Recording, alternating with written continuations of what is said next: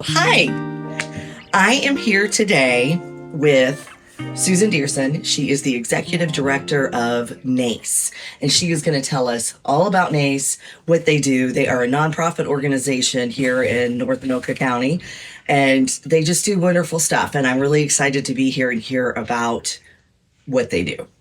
So, Susan, tell me. Thank you, Patty. I'm so happy that we're having this discussion. What we do at NACE. NACE is also called the North Anoka County Emergency Food Shelf, but most of us call it NACE because it's so much easier. We are a food shelf and clothing closet. So we distribute food to about 200 families per week. And that turns out to be about 46,000 individuals a year. And we distribute about 1.1 million pounds of food a year. We also have a clothing closet. It's the only place in Anoka County that people can come to get free clothing, and we give out about 3,000 to 4,000 clothing items per month. In addition to those major programs, we also have some other things we do.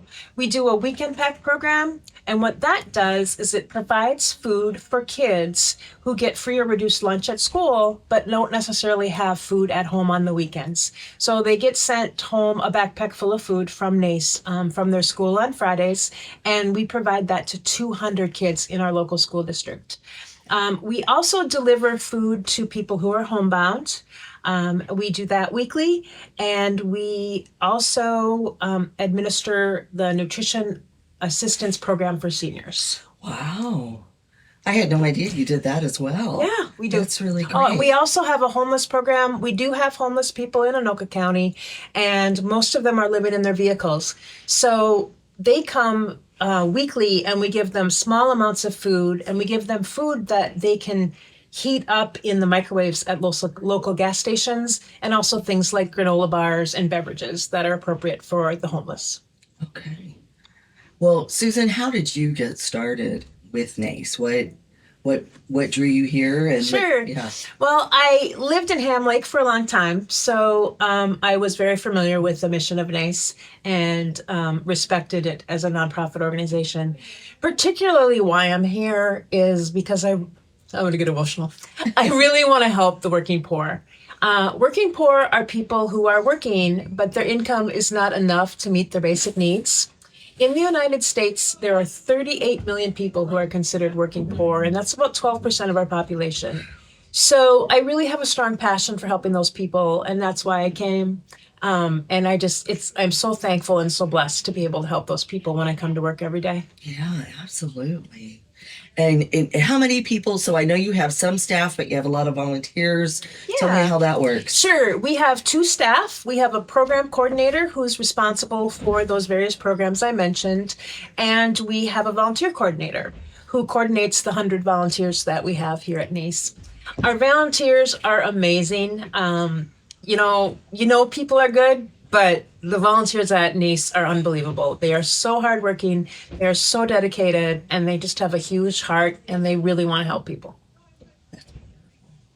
Yeah. Susan, how long have you been with NACE? I've been with NACE just 3 years. 3 years. Okay. One thing that I think is interesting or would like to share that people don't know about NACE, most of the families that come here have at least one adult in the household who's working.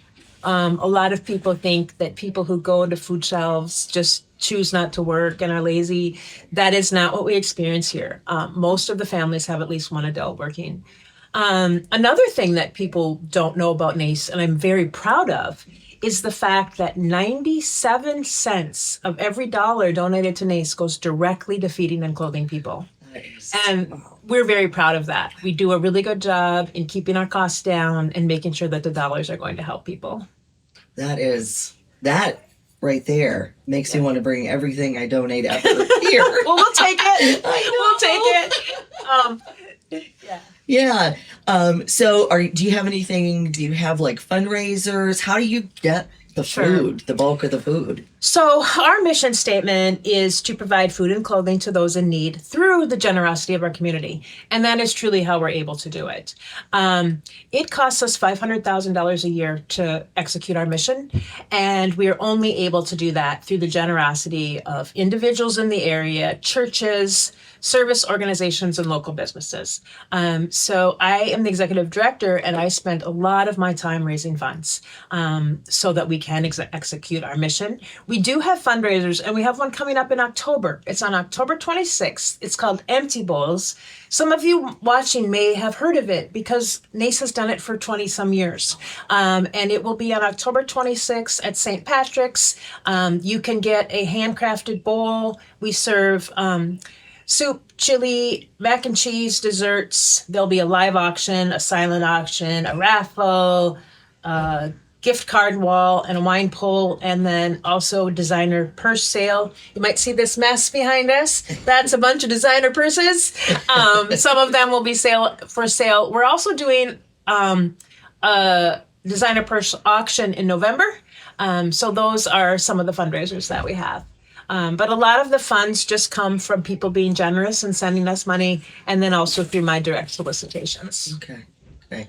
And you mentioned like grocery stores, some of the locals will donate produce. So there's a program called Rescue Partners, and Second Harvest Heartland is our food bank where we buy our food, but they also helped us set up these relationships. And so what a food rescue partner is, it's a local grocery store that gives us food that they no longer need. So we currently get food from Cub Foods in Blaine, Walmart in Andover, Costco, I think it's at Riverdale, whatever Coon city Rapids. that is. Coon Rapids, Festival in Andover, and Festival in St. Francis, Quick Trip in Blaine, and will be in East Bethel.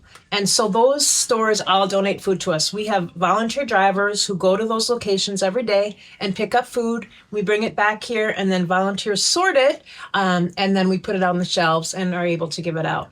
And that's the main way we get our fruits and vegetables. Is through those organizations. Oh, and we also get bread from Country Hearth. They provide us bread too. That's wonderful.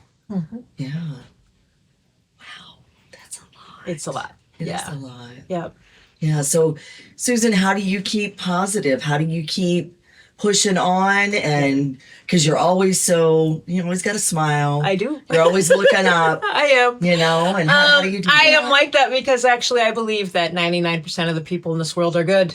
And when I come here and work with these volunteers, I'm reminded every day these people are amazing.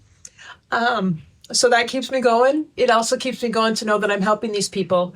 If I do ever start to feel tired or discouraged because it's so much work, I just go and talk to some of the people we're serving.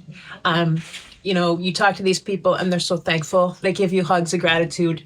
They sometimes shed tears of just utter relief that we're providing them food.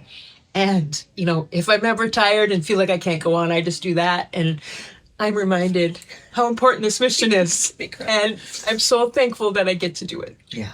Well, I'm Sorry. grateful. I'm grateful for you and your heart and your compassion and for being here and doing this because, it takes a village and it does. And we couldn't do it without the support of the community. Yeah. It's so amazing. And any support that any of you are watching, we would love it. We need funds donated. We need food donated. We need clothing donated.